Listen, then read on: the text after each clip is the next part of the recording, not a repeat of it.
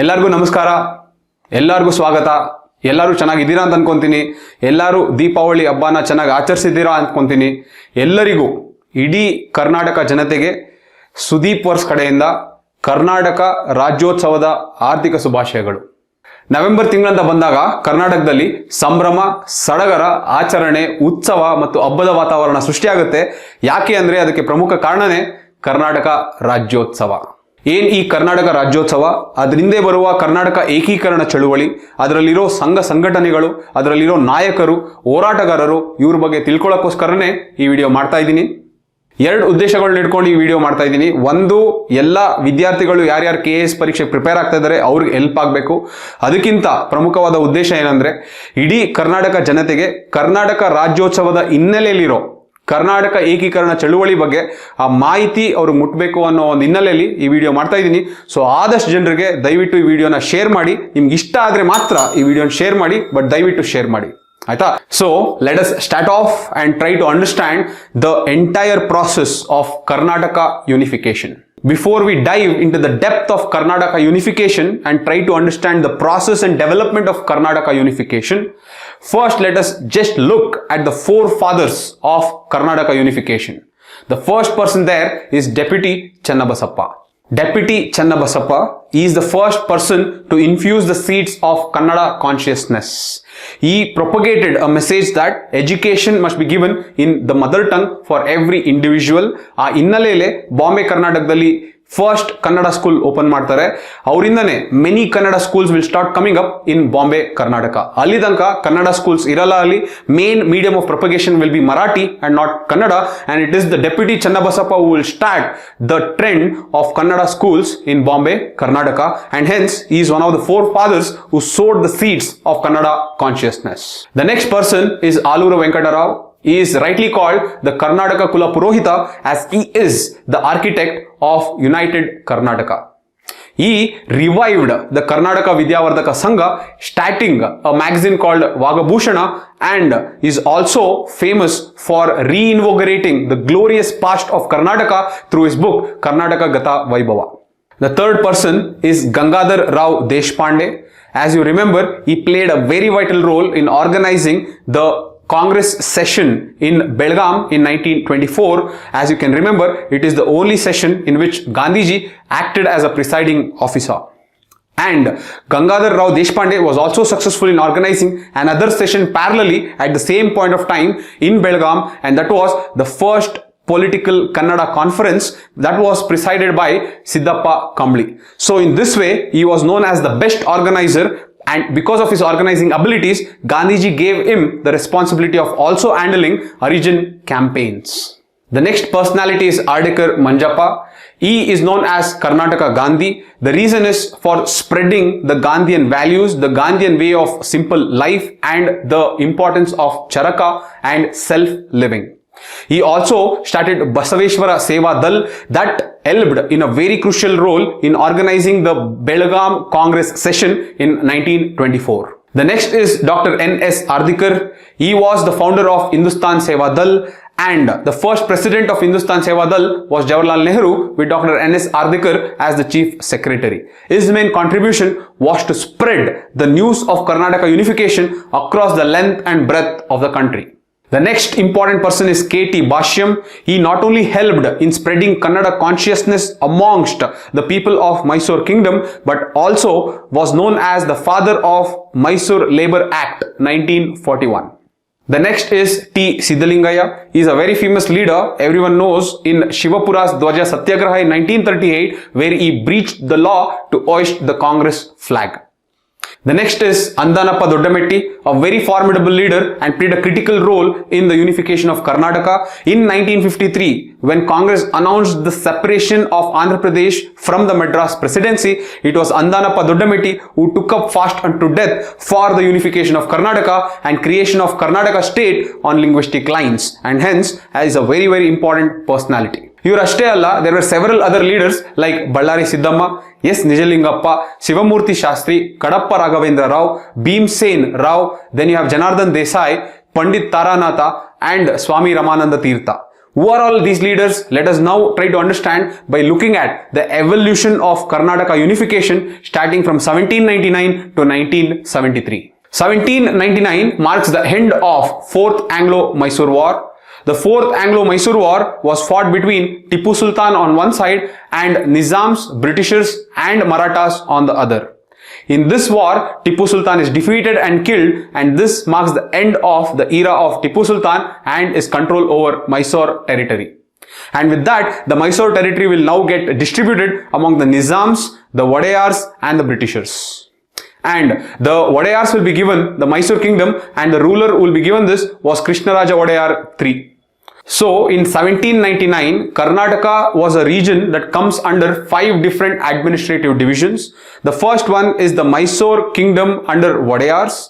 The second is Coorg, that is controlled by the Britishers. The third is some parts of Karnataka in Madras Presidency. The fourth is the Hyderabad Karnataka part that is controlled by the Nizam of Hyderabad. And the fifth is the Bombay Karnataka that was controlled by the Marathas. And after the Anglo-Maratha War, the Bombay part of Karnataka is controlled by the Bombay Presidency of the British. So overall, these are the 5 different administrative divisions of Karnataka in 1799 or in the early 1800s. So now you saw how Karnataka is coming under 5 different divisions. Now let us just look at how the plight of Kannadigas was in these different divisions. For example, if you take Bombay Karnataka, Marathi was the official language. Marathi was the language of administration. There was no Kannada schools, and in the Bombay Legislative Council, amongst the 111 seats, only 2 were Kannadigas. This was the plight of Kannadigas in Bombay, Karnataka. Again, if you take the plight of Kannadigas in Madras Presidency,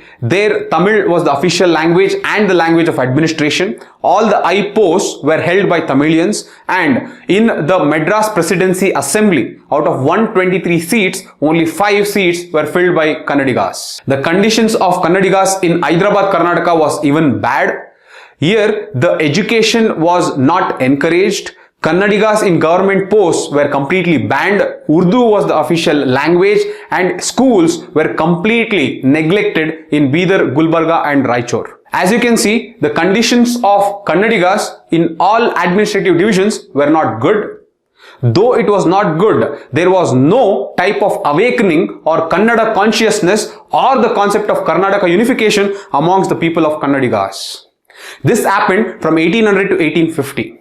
But from 1850 onwards, there was intellectual awakening, there was linguistic patriotism that started because of our leaders who start coming up in different administrative divisions. From the Kannada speaking areas of Madras Presidency, you have several important leaders who came up. One is Benegal Ramarao, then you have Ranganath Mudaliyar, then you have Dr. U. Ramarao, then P. Siva Rao of Ballari, and lastly Siddappa Kamli.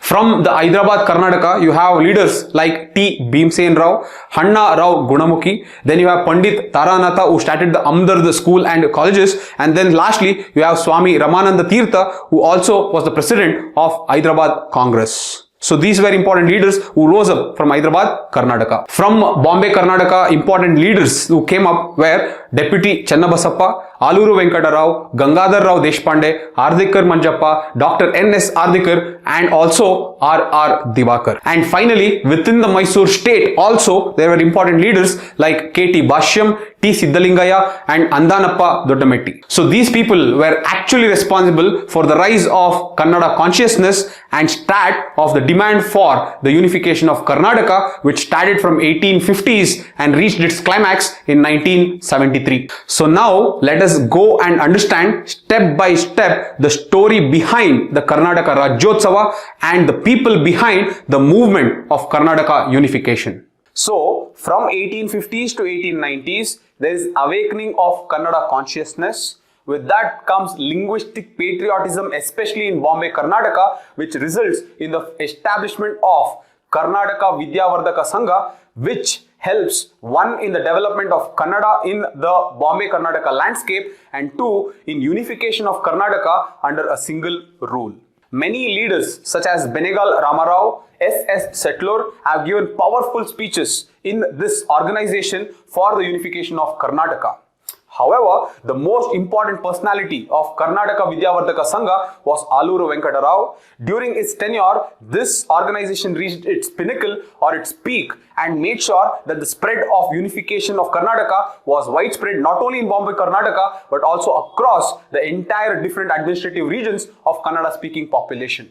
Also, it was Alur Venkata Rao who started a magazine under this Karnataka Vidyavardhaka Sangha, which was known as Vagabhushana, which became very famous in spreading the awareness of Kannada consciousness and Karnataka unification. Now, from 1890s, the Kannada consciousness started to spread.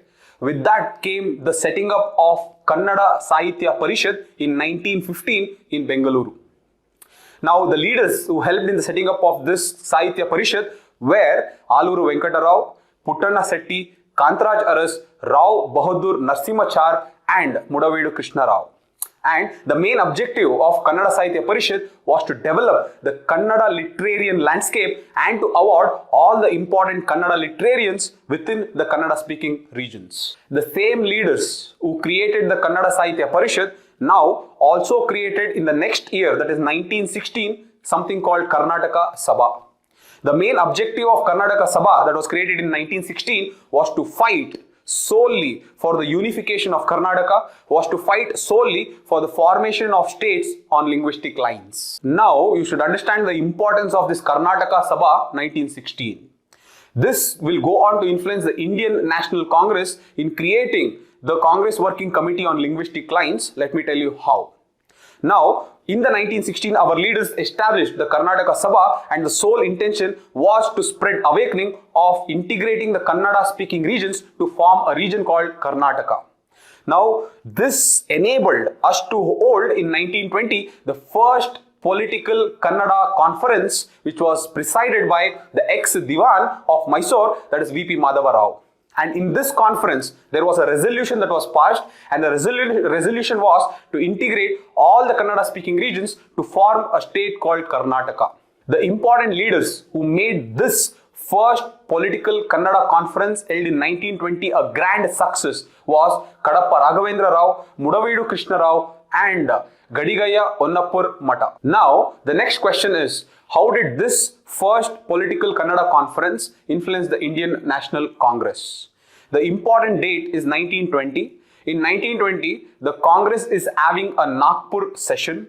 Now, in that Nagpur session, Kadapa Raghavendra Rao, who was a leader in the first political Kannada conference, will carry the proposal from that conference to the Nagpur session of Indian National Congress and submits a proposal that there has to be special Congress zones that has to be established across India on linguistic lines.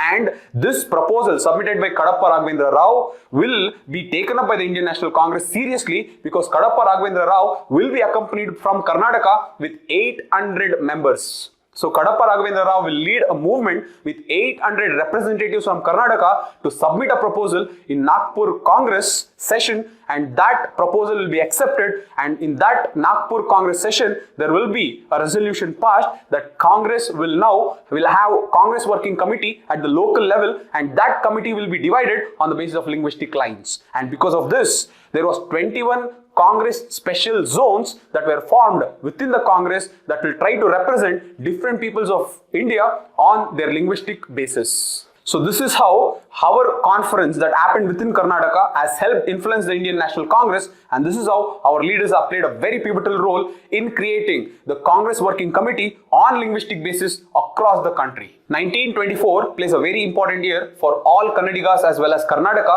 ಯಾಕಂದ್ರೆ ಅಲ್ಲಿ ಎರಡು important event ಆಗುತ್ತೆ. On one side, Indian National Congress will decide to hold a Congress session in Belgaum in 1924 under the presidency of Mahatma Gandhiji. On the other side, in the same venue, there is also Karnataka Ekikarana Sabha or Karnataka Unification Conference that is decided to be held under the presidency of Siddappa Kamli. Now, this Karnataka Ekikarana Sabha will become a grand success amongst the people of Kannadigas because of a poet, and his name is Uvilagold Narayan Rao.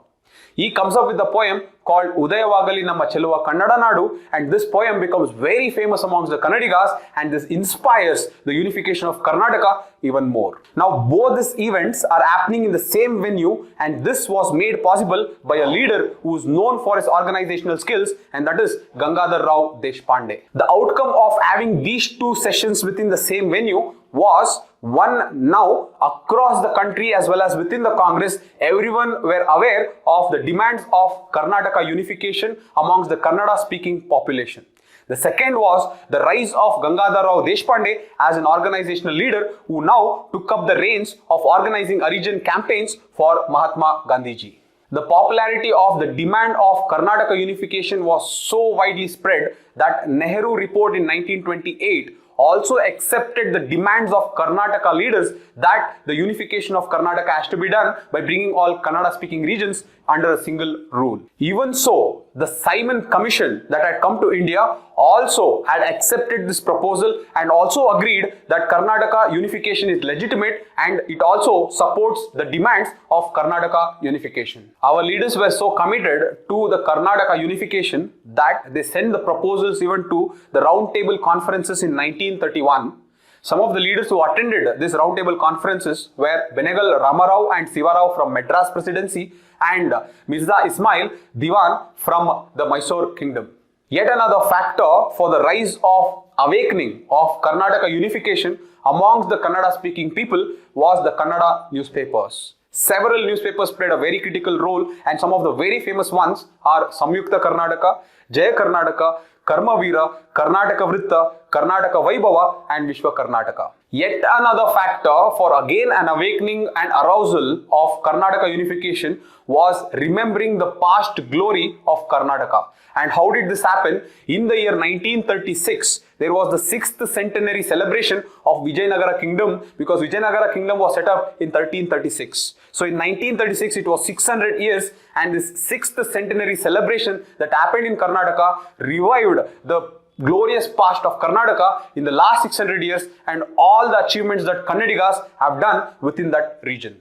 In 1938, there was a Karnataka Ekikarana Samiti that was set up, and this was set up under the presidency of Shivamurti Shastri, and they released a journal called Swatantra Karnataka. And the Swatantra Karnataka again popularized the idea of Karnataka unification.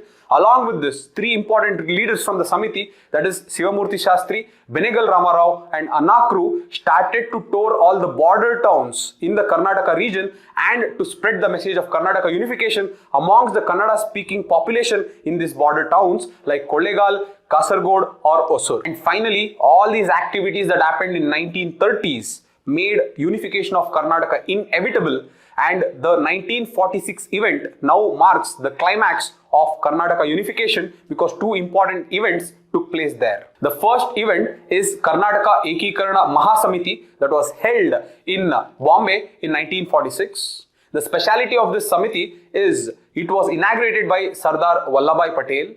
Sardar Vallabhbhai Patel inaugurating this event displays the popularity of the demand for Karnataka unification across the country and within the Indian National Congress. The president of the Karnataka Ekikarana Mahasamiti was S. Nijalingappa. Andanappa Doddametti and Mangalavidu Srinivasa Rao were joint secretaries in this event. The second important event in the same year was the Akila Karnataka Samavesha that was held in Davanagere in 1946. This All Karnataka Conference passed a resolution for the unification of all Kannada speaking regions under the same name called Karnataka under one rule. The important leaders of this conference or convention were Jinaraja Egde, M.B. Patil and S. Nijalingappa. And this resolution that was passed in this convention was forwarded and was submitted to the Constituent Assembly of India. So we get our independence in 1947 from the British rule. So India will become independent in 1947. However, one demand still remains, and that is linguistic reorganization of states. Now to address this, the central government will set up a committee called JVP committee. This JVP committee will look into the demand and come to the conclusion that they will not allow linguistic reorganization of states. ಅಂದ್ರೆ ಯಾವುದೇ ಭಾಷೆ ಆಧಾರಿತದ ಮೇಲೆ reorganisation of States ನ ಮಾಡಕ್ಕೆ ಆಗಲ್ಲ ಅಂತ conclude ಮಾಡ್ತಾರೆ. So after this announcement by the JVP committee, the demand for linguistic reorganization of states will intensify furthermore. As you know, Potti Sriramulu will fast unto death for 53 days and die for the linguistic reorganization of Andhra Pradesh. Once this incident of death of Potti Sriramulu happens, the government becomes serious. The Congress will hold a session in Nanal Nagar in Hyderabad, and in this session in 1953 they will pass a resolution that Andhra Pradesh as a state should be created on the basis of linguistic lines. Now, when the government has agreed for the demarcation of Andhra Pradesh on linguistic lines, this will motivate the Kannada leaders, and they also will intensify their demand for Karnataka. Amongst the leaders, the most important are Andanappa Doddametti and Shankaragowda Patil. Both will now sit for fasting until death in 1953. Now this will shake the government, and this will result in the formation of Fazal Ali Commission, and the Fazal Ali Commission will look into the demands of the people demanding for linguistic reorganization of states, and it will accept the demarcation of the states on linguistic lines. Now, the government accepted the Fazal Ali Commission and decided to integrate all the Kannada speaking regions into one state, and the state was the state of Mysore that was formed in November 1st, 1956. This was a victory for all Kannadigas. This was the victory for all the leaders of Karnataka who fought for Karnataka Unification from 1850 up to 1950, and hence this is the celebration of Kannada Rajyotsava. The new Mysore state that was formed constituted 19 districts.